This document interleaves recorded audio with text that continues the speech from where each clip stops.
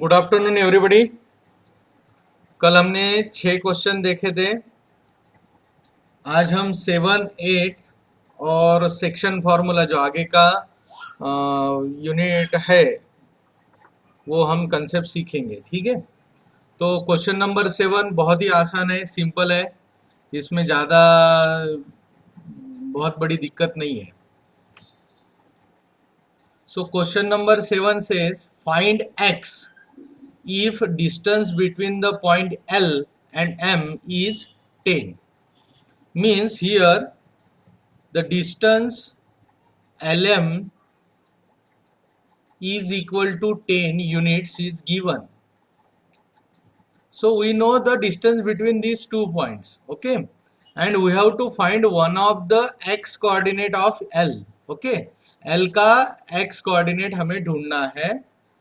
So let L equal to x1 y1 that is equal to x comma 7 and m equal to x2 y2 that is 1 comma 15. Okay, so we know that by distance formula distance LM is equal to what? Under root of x2 minus x1 square plus y2 minus y1 square. This is our distance formula. अब इसमें हम value put करेंगे.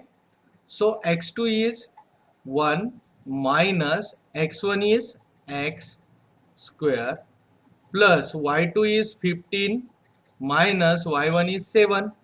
Simply हमने ऊपर देख के value put किए, but we know that distance LM is 10, so 10 equal to this value.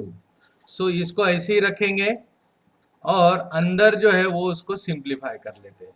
So 1 minus x square, तो इसका आइडेंटिटी लगा के एक्सपेंशन करना पड़ेगा. सो 1 square minus 2x plus x square, ये होगा expansion, plus 15 minus 7 is 8, so it is 8 square. Okay, तो ये दूसरे ब्रैकेट का आंसर आता है 8, 15 माइनस 7 इज 8 और उसका स्क्वायर. अब अंदर उसको सिंप्लीफाई करेंगे तो क्या होगा कि 10 is equal to under root of 1 minus 2x plus x square plus 64. 8 square is 64. So 1 plus 64 is again 65. So ultimately we can write it as 10 equal to under root of x square. Rearrange करते हैं minus 2x plus 65. ये 65 कहाँ से आया? 64 plus 1. कहाँ से आया? 64 plus 1.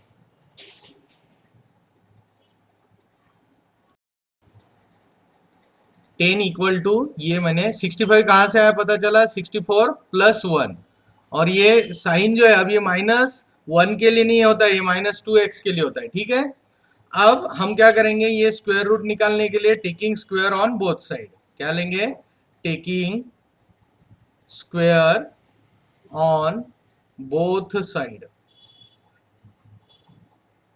क्या होगा फिर, 10 का स्क्वायर हो जाएगा 100 equal to x square minus 2x plus 65. Okay, अब ये 65 जो 100 जो है वो भी हम इधर नंबर की तरफ ले जाएंगे, ये क्वाड्रेटिक फॉर्मेट में आ जाएगा, तो it will becomes x square minus 2x plus 65 minus 100 equal to 0. अब ये फॉर्मेट आपके लिए कोई नया फॉर्मेट नहीं है, this is a quadratic format, बराबर है. तो इसको हम फिर से करेंगे simplify, x square minus 2x, 100 minus 65 कितना होता है, that is 35. So it is minus 35, बड़े का साइन इज माइनस, तो ये माइनस 35. अब माइनस 35 के हमें -35 के ऐसे फैक्टर करना है दो, ताकि उनका जो प्लस माइनस आए वो -2 आए. सो 7 5 आर 35, बराबर है। तो बड़े को माइनस देंगे, छोटे को प्लस देंगे। तो देखो अभी आ गए हमारे roots x square minus 7x plus 5x minus 35 equal to 0। तो x कॉमन ले लिया तो x माइनस 7 प्लस 5 कॉमन लिया तो x minus again 7 equal to 0। तो x minus 7 and x plus 5 equal to 0। So x minus 7 equal to 0 और x plus 5 equal to 0। So x is equal to 7, एक answer आ गया हमारे हाथ में। दूसरा या x is equal to minus 5। okay, x is equal to minus 5. So therefore the value of x is equal to 7 और x is equal to minus 5। अब ये दोनों भी वैल्यू वैलिड है। हाँ, ऐसा नहीं करना कि ये निगेटिव है बोल के ये रिजेक्टेड, वो हम बाकी ज्योमेट्रिकल चीजों के लिए करते थे। But coordinates, x is what, x is a coordinate, तो कोऑर्डिनेट कैन बी निगेटिव और पॉजिटिव और जीरो, बराबर है ना। इसीलिए हमें x का वैल्यू -5 भी कंसिडर करना पड़ सकता है, ठीक है। तो अभी हम देखेंगे क्वेश्चन नंबर 8, जो आज का सेकंड क्वेश्चन है। देखो question number 8 says show that the point A 1,2, B 1,6 and point C, इसमें देखो एक रेडिकल नंबर है 1 + 2√3 एंड उसका y है 4, बराबर है। ये चीज समझो। ये C का x है, यहां से यहां तक, दिस इज x कोऑर्डिनेट, और ये जो 4 है this is y coordinate for C। Okay, are the vertices of an equilateral triangle. अब ये रेडिकल फॉर्मेट, इरेशनल नंबर देख के डरना नहीं है, सिंपल है, इसमें ज्यादा कुछ ये नहीं है। और उन्होंने कहा है कि show that these are the vertices of equilateral triangle. Equilateral triangle का मतलब इसके जो तीनों सेगमेंट्स बनेंगे, वो तीनों सेगमेंट्स की लेंथ कैसी होनी चाहिए, इक्वल होनी चाहिए। कैसी होनी चाहिए, इक्वल। तो यहां पर हम लेंगे if all the sides or segments are equal, then the triangle is an equilateral triangle. Triangle is equilateral triangle. तो अब पहले हम क्या करते हैं, यहाँ पर कौन कौन से सेगमेंट बनेंगे। पहले बनेगी A B. Okay, so let A is equal to x1 y1 equal to 1,2 and b is equal to x2 y2, that is 1,6. so therefore distance AB is equal to under root of x2 minus x1 square plus y2 minus y1 square। Okay, so अब यहाँ पर formula में values put करें तो क्या आएगा answer. So x2 is 1 minus 1 square plus 2 minus y2 minus y1, that is 6 minus 2, 6 minus 2 and whole square. So 1 minus 1 is 0. So 0 plus 6 minus 2 is 4 square. So distance AB is equal to root 16, or we can say that 4. तो ये आया हमारा very first statement. फिर BC लेते हैं, distance BC is equal to what? So let B equal to x1 y1, that is B का कितना है, B is 1,6 and C is equal to x2 y2, x2 y2 और कितना आएगा, that is 1 plus root 2 √12, sorry वो √2 नहीं, √12, 4। Okay, so यहाँ पर distance BC is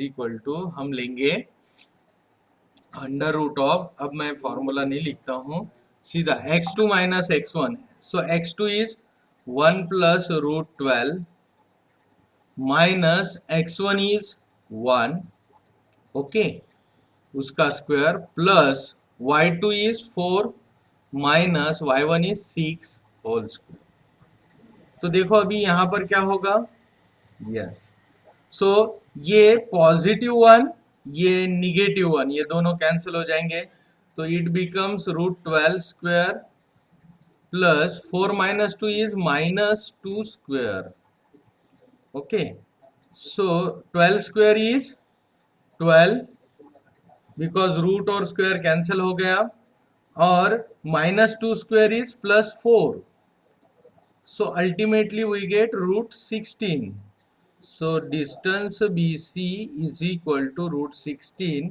that is 4। ये हमें सेकंड स्टेटमेंट मिला।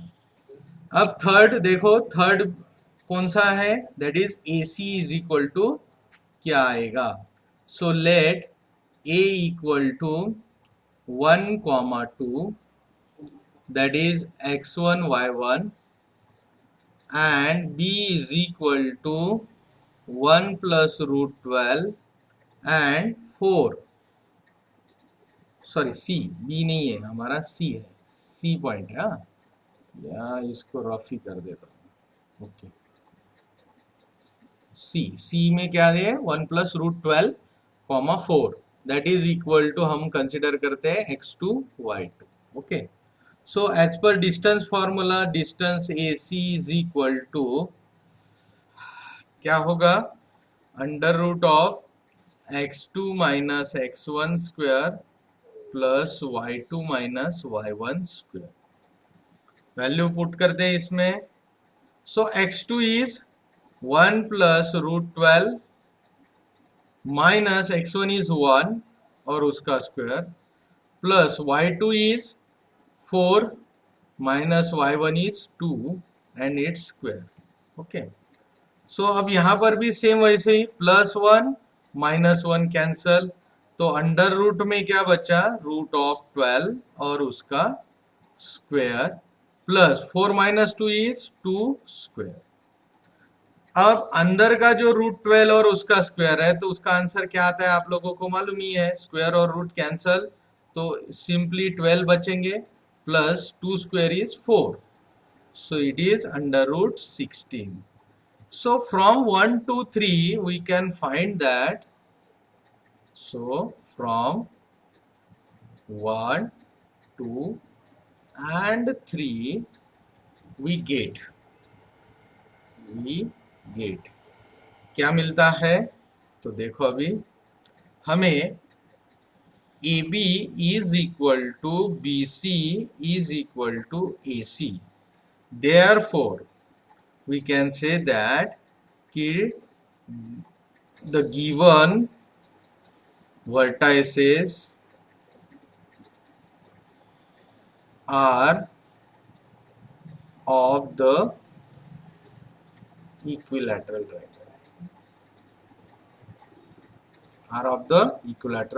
triangle, और यही हमारा फाइनल आंसर है, ठीक है।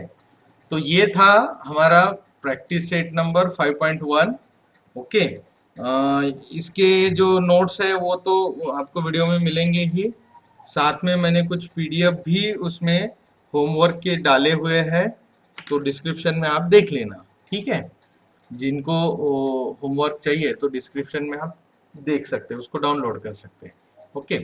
अब हमारा नेक्स्ट पॉइंट है सेक्शन फार्मूला। अब ये सेक्शन फार्मूला का कोई भी एज सच डेरिवेशन या ये किस तरह से आता है, ये आपके आउट ऑफ सिलेबस का पॉइंट है कि ये डिराइव कैसे होता है। इसमें सिर्फ हमें डायरेक्ट फार्मूला का एप्लीकेशन ही लर्न करना है, तो इसका ज्यादा से ज्यादा एप्लीकेशन ही आपके सिलेबस में दिया गया है, इसीलिए हम इसके ज्यादा डेप्थ में नहीं जाते।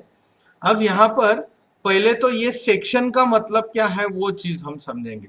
ओके, कि सपोज यहाँ पर एक मैं सेगमेंट लेता हूँ, suppose this is a segment, okay, हाँ, और यहाँ इसके एंड पॉइंट है A B, so this is A B, okay, and somewhere here there is another point P. Because of this point P, existence of this point P, this continuous AB segment is divided into two parts, and that parts are called as section. Okay, so this figure shows internal section. This figure shows internal section. Means अगर दो and point के बीच में वो section होता है, that is internal section, okay. अब ये दोनों के बीच में कहां पर है, दैट इज अननोन। ये मे बी वो बी के बहुत क्लोज हो सकता है या ए से भी क्लोज हो सकता है, anywhere in between A and B कहीं पर भी हो सकता है, that is internal section.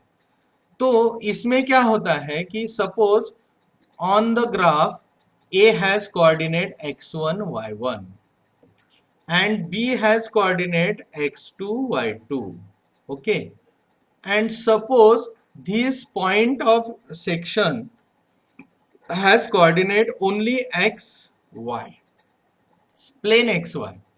A has x1 y1, B has x2 y2, and P has only x y. And if we take a ratio of this section like this, AP upon PB, so it comes to be m by n. So we can say that AP is m and PB is n. So in other words, it is said that the point P divides the segment AB internally in the ratio m is to n equal to, जो भी इसका suppose 3:2 रहेगा, बराबर है, हम assume करते हैं या फिर ये लिखते ही नहीं, m is to n ही रखते हैं। दैट मीन्स कि this P is at m multiples unit of this P is at a distance of m unit from A and n unit from B, ये इसका मीनिंग हो सकता है, ठीक है। तो हमेशा एक ध्यान में रखना कि m आप ए के हमेशा लेफ्ट साइड का जो सेक्शन है m और n लेना, तो ये आसानी से कंप्लीट हो जाएगा। तो अगर हमें इसके कोऑर्डिनेट्स या m और n की वैल्यू निकालना है, या कभी m और n की वैल्यू दी है, हमें p के कोऑर्डिनेट्स निकालने हैं कि ऐसा कौन सा पॉइंट है जो इसको m/n में सेक्शन बनाता है, ऐसे पॉइंट हमें ढूंढने पड़ते हैं। तो वो पॉइंट के कोऑर्डिनेट अगर हमें ढूंढने हैं तो उसके लिए फॉर्मूला है, so let P has coordinate x, y, बराबर है। सो x of P is mx2 plus nx1 upon m plus n, ये हो गया x कोऑर्डिनेट के लिए फॉर्मूला, एंड y कोऑर्डिनेट के लिए फॉर्मूला होगा my2 plus ny1 upon m plus n। This is a formula for x coordinate of point P। ध्यान में रखो, ये P का x कोऑर्डिनेट बताएगा और P का y कोऑर्डिनेट ये वाला फॉर्मूला बताएगा। ओके, समझ में आया? अगर इंटरनली डिवीजन होता है तो। अब अगर एज्यूम करते हैं कि suppose this P is a mid point of segment AB, बराबर है, this P is a mid point of segment AB। सो यहां पर मैं फिर से एक लाइन खींच लेता हूं, So again this is a line AB of some units. Okay इसका कुछ यूनिट होंगे 10 12 जो भी पकड़ना है एज्यूम करना है आप कर सकते हैं. And P is exactly the midpoint of this AB such that whatever the distance AP is equal to BP. Okay, so P is a midpoint having coordinate x, y, A having x1, y1 and B is having x2, y2. इस situation में we can say that P is a midpoint of segment AB and divides it in equal parts. Therefore, here M is exactly equal to N. Whatever the M और N दोनों का value, M क्या है तो उनका ratio means AP to BP ऐसा अगर हमने रेशो लिया तो वो 1:1 आना चाहिए. ओके तभी हम उसको मिड पॉइंट बोल सकते हैं. सो M का जो भी वैल्यू है वही N का वैल्यू होगा तो वो रेशो 1:1 बन जाएगा. तो in this case the coordinates of P are x, y. मैं अब यहाँ पर कंटिन्यूअसली लिख देता हूं. बहुत ही सिंपल है. x2 plus x1 upon 2 and y2 plus y1 upon 2. ये इस p के कोऑर्डिनेट्स होंगे. बिकॉज m और n का वैल्यू 1 है. 1 से किसी भी x को मल्टीप्लाई करो किसी भी y को मल्टीप्लाई करो वही वैल्यू मिलेगी. एंड 1 प्लस 1 नीचे क्या होगा 2. इसलिए मैंने डायरेक्टली 2 रख दिया है. तो ये इतना सिंपल सा मिड पॉइंट का फॉर्मूला है. This is the formula for mid point section. इसे मिड पॉइंट सेक्शन फॉर्मूला कहा जाता है. ये हो गया मिड पॉइंट सेक्शन फॉर्मूला.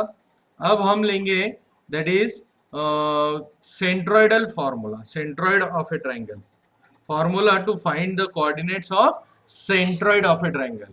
लेकिन सबसे पहला इसके पहले सेंट्रोइड इज व्हाट. सेंट्रोइड किसे कहा जाता है. Centroid it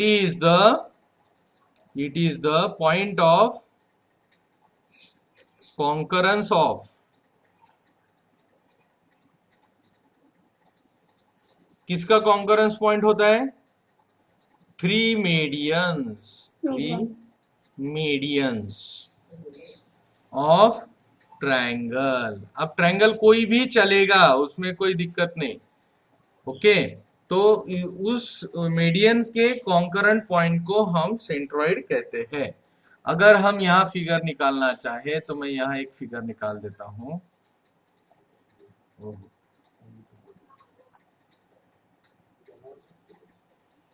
suppose this is a triangle.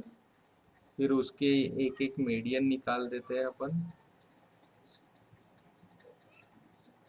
This is one of the median. दूसरा मीडियन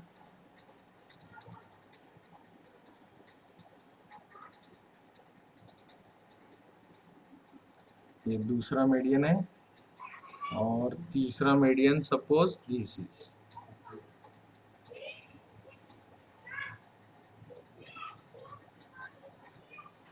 ओके तो देखो यहाँ पर मैंने क्या किया है कि ये ट्रायंगल सपोज ABC है. ABC is a triangle. AP, BQ and CR. These are the median of this triangle. Therefore, the point of concurrence of this all median is G, and G is called as centroid. इसे क्या कहेंगे हम. Centroid. याद आया सभी को. तो इसे कहा जाता है सेंट्रोइड. तो अब हमें जो ढूंढना है पॉइंट क्या ढूंढना है. सेंट्रोइड. तो इसके हम कोऑर्डिनेट लेंगे x, y. ओके और ये जो ABC है इनके कोऑर्डिनेट अगर एज्यूम करते हैं x1, y1. B के कोऑर्डिनेट एज्यूम करते हैं x2, y2 एंड C के कोऑर्डिनेट x3, y3. इस तरह से हमने अगर एज्यूम कर लिए. ओके सो यहाँ पर एक देखो यहाँ पर इस फॉर्मूला में आपके 3 वर्टाइसेस है, तो x1 y1 x2 y2 and x3 y3 ऐसे 3 सेट हमें कोऑर्डिनेट के मिलेंगे. So therefore let G is equal to centroid of triangle ABC, and G के coordinates are x, y. That is x, y is equal to, यहाँ पर अभी मैं एक साथ ही फॉर्मूले लिख देता हूँ. तो बहुत ही सिंपल फॉर्मूला है. Average of x means x1 plus x2 plus x3 upon 3 and average of y, that is y1 plus y2 plus y3 upon 3. इतना सिंपल सा फॉर्मूला है ये g के x और y के लिए. ये 3 फॉर्मूला पे डिपेंडेंट अभी हमें आगे का एक्सरसाइज करना है. ठीक है, बहुत ही सिंपल इंफॉर्मेशन है, इसमें ऐसा बहुत ज्यादा डिफिकल्टी नहीं है. हाँ, सबको समझ में आया? सो दिस इज फॉर टुडे. आज के लिए हम इतना ही रखते हैं.